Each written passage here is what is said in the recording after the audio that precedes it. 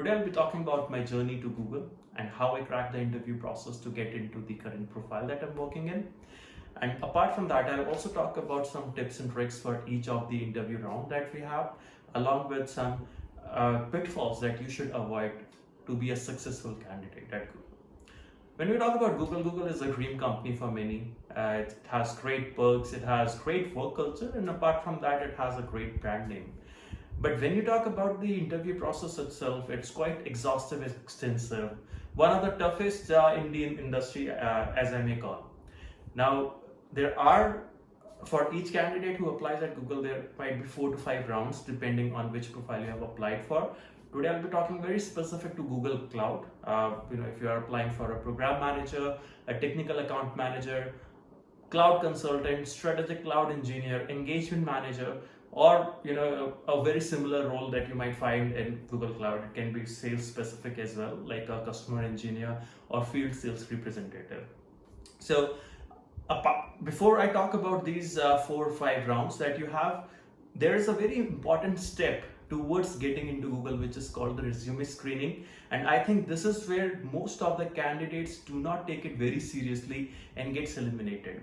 There is more than 99% rejection ratio at this resume screening stage. So there are a lot of people who apply at Google, but very few resumes go forward.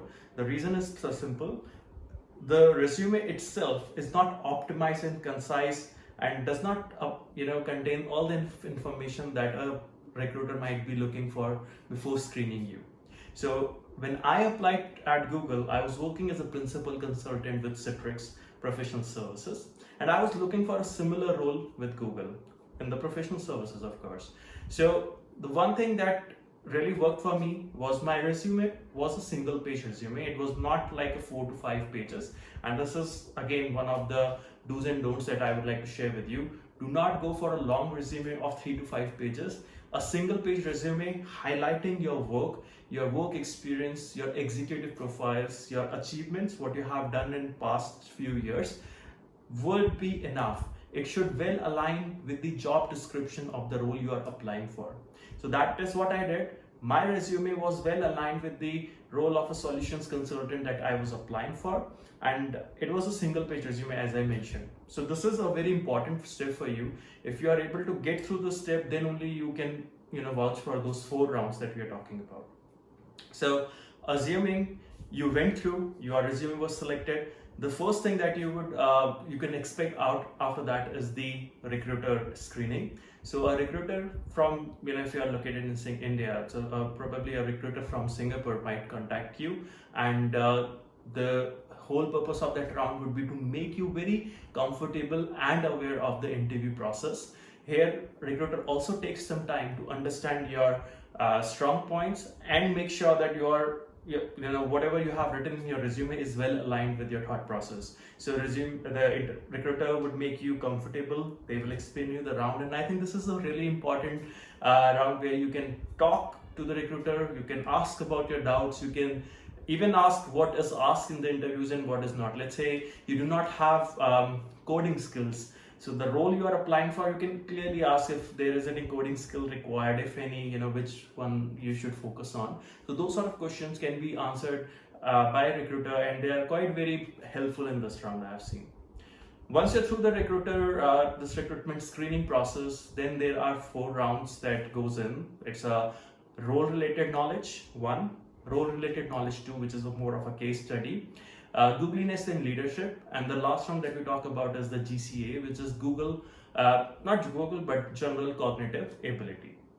So the first round that we're talking about, RRK, is role-related knowledge, and it's very specific to the role you are applying for. So for example, if you would be applying for a cloud program manager, the interview questions would be very much aligned towards the program management. How do you manage a program? Risk management, stakeholder management, for example. It could be the complexity of a program, how complex a program can get. How would you be able to manage the timelines, SOW, the contractual obligations, and a lot of other things around the program management.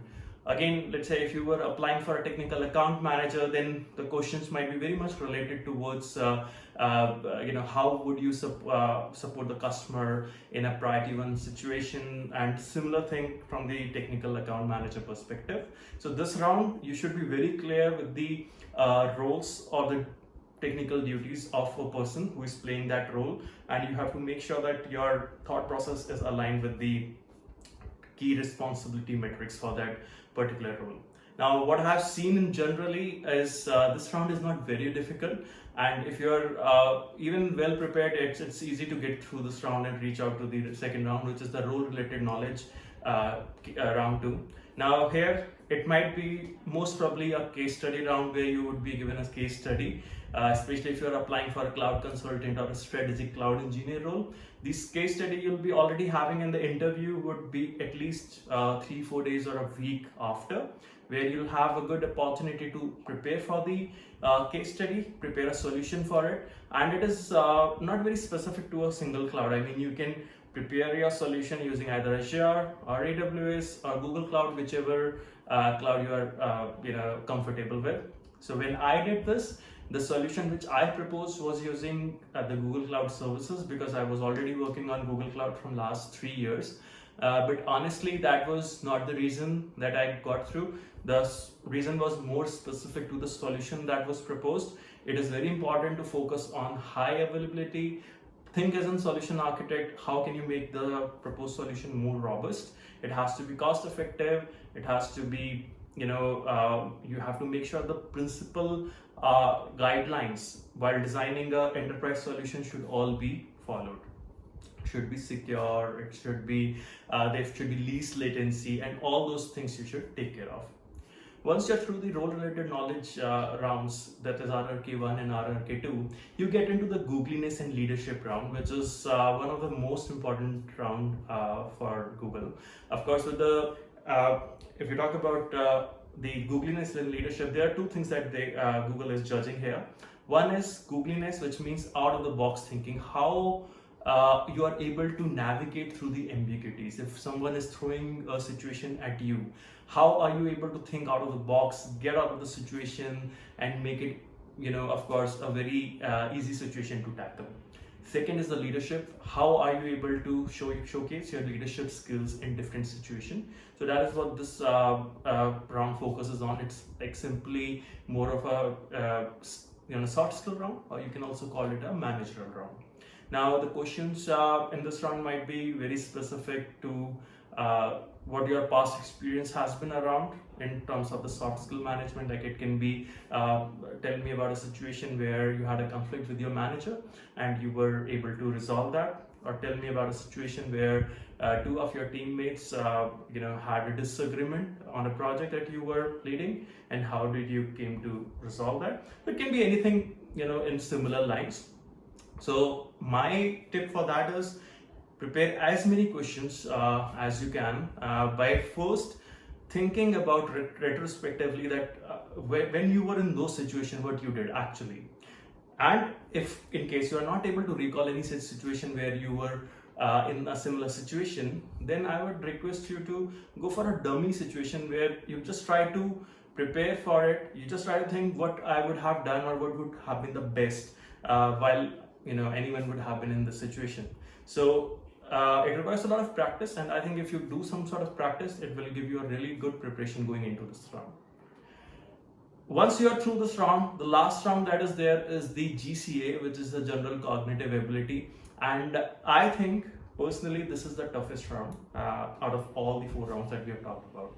The reason for that, it is not domain specific, it doesn't talk about any specific area. In fact, this is quite open. The main thing that is judged in this round is your thinking process, your thought process, how you approach a problem, how good of a problem solver you are. This is what is tested in this round.